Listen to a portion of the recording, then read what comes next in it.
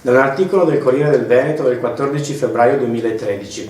Secondo il rapporto della Direzione Investigativa Antimafia presentato ieri dagli esponenti del Partito Democratico Piero Ruzzante e Alessandro Naccarato, i soldi dei clan circolano in Veneto ripuliti da commercialisti e notai che, consapevoli o meno della loro illecita provenienza, provvedono a traghettarli lì dove servono.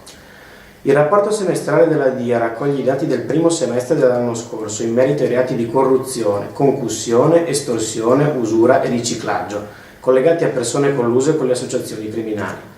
Si rileva una crescita macroscopica delle estorsioni, 124 casi tra gennaio e luglio 2012 a fronte dei 92 nello stesso periodo del 2011.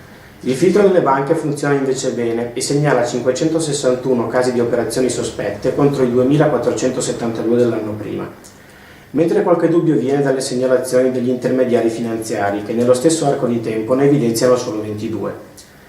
Nel rapporto sono presenti anche casi del tutto inediti, come l'operazione Apogeo della Procura Antimafia di Perugia all'inizio del 2012, che individua due persone, Salvatore Orecchio, messinese di 63 anni, ritenuto dagli inquirenti un elemento di raccordo tra i gestori di attività commerciali, e Giuseppe D'Urso, considerato legato ai casalesi. Quest'ultimo avrebbe fatto asse con Orecchio per mettere le mani sulle società Internazionale Immobiliare SpA e Italia SRL International Trading, entrambe con sede a Montecimone a Padova.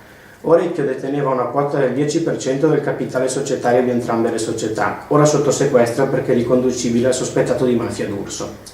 Sul versante degli appalti pubblici, un anno fa il gruppo Interforze della Prefettura di Padova è entrato nel cantiere della Valdastico Sud, tratto Padova-Rovigo, trovando irregolarità nel rapporto di lavoro di operai della CTC SRL di Catanzaro e della Serenissima Costruzioni.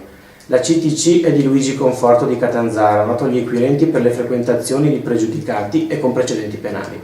Secondo quanto riportato dalla DIA, risale poi al novembre scorso il caso della caserma di Due Ville, costruita dalla L2 Costruzioni di Gennaro Pasqualino e Domenico Longo, a cui la Procura Antimafia di Venezia attribuisce i reati di corruzione e turbativa d'asta. Pasqualino e Longo avrebbero collegamenti con il clan di Vincenzino Iannazzo di Lamezia Terme, ora in carcere. Nel dicembre 2012 la Prefettura di Roma ha inviato una interdittiva antimafia alla Veneto Strade, in riferimento alla ditta Signa SAS di Piero Mallo Stefania, napoletano, che lavora alla bretella di Abano Terme. In conclusione, la DIA afferma che la congiuntura economica è favorevole all'arrivo di soldi sporchi, con l'aiuto di faccendieri di eminenze grigie compiacenti.